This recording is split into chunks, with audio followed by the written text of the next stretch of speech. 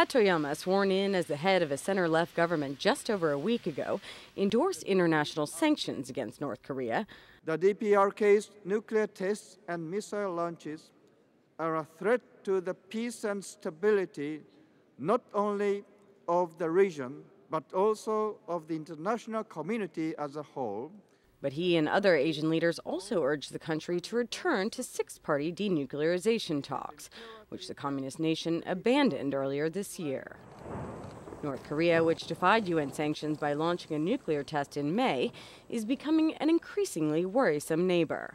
Even China, which has historically been hesitant to slap sanctions on Pyongyang due to trade interests, echoed that sentiment in a Security Council meeting on non-proliferation, though stopping short of singling out North Korea.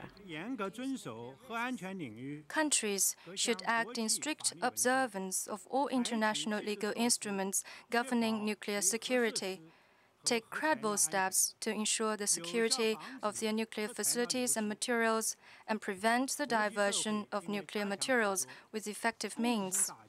It was a debut for the Japanese leader, who upset the ruling Conservative Party after nearly 50 years in office.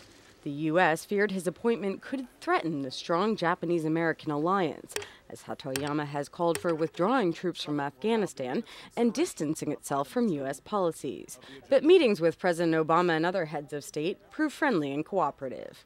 Mr. Hatoyama also trumped climate change, making a commitment to slash greenhouse gas emissions 25% by 2020, compared to their 1990 levels. Japan announced this ambitious pledge because it wishes to serve as a bridge among countries with varied interests and to preserve the planet for future generations.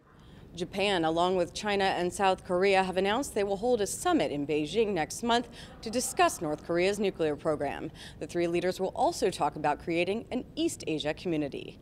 Paige Kollick, Channel News Asia at the United Nations in New York.